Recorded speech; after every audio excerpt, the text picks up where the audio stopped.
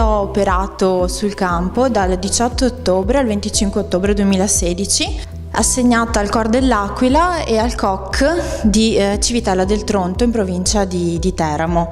Quindi un'esperienza di 8 giorni sul campo e che è stata estremamente significativa e arricchente sia dal punto di vista professionale che umano.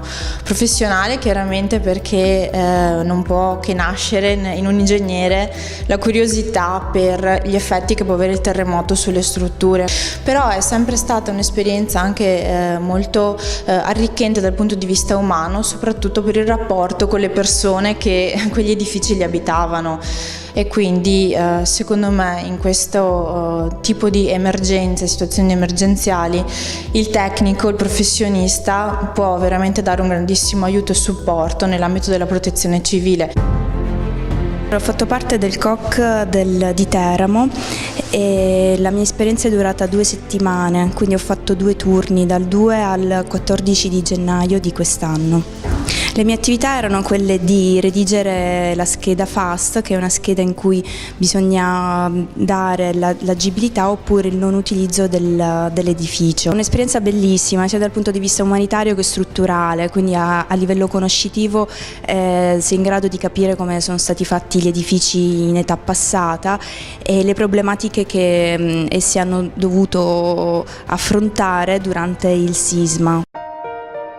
Sono scesa in centro Italia per la valutazione di agibilità degli edifici a settembre, nel secondo turno, quindi la prima decade di settembre. Ci hanno inviato ad Arquata del Tronto e poi alla Matrice. È stata un'esperienza molto forte sia a livello professionale ma soprattutto anche a livello personale, emotivo, perché oltre all'attività di valutazione degli edifici abbiamo dovuto comunque fare uno sforzo a livello personale per riuscire ad affrontare la difficoltà degli abitanti del posto, delle persone che ci accompagnavano.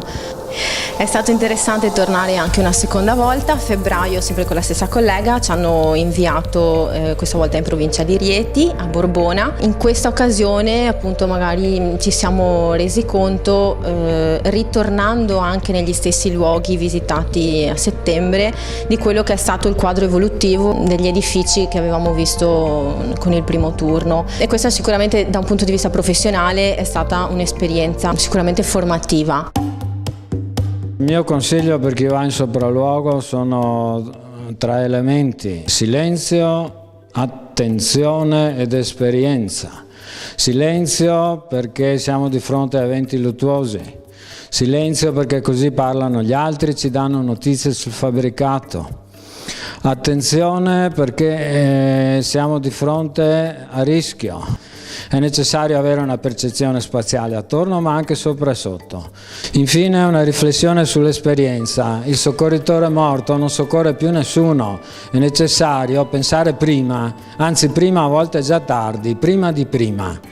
La valutazione post-sismica di un edificio contempla una complessa diagnosi strutturale. È necessario che l'edificio, l'intero organismo, collabori tutto assieme al fine di reggere un'eventuale ulteriore scossa sismica. A me interessa che venga disperso il massimo dell'energia sismica, ma non vi sia rischio umano.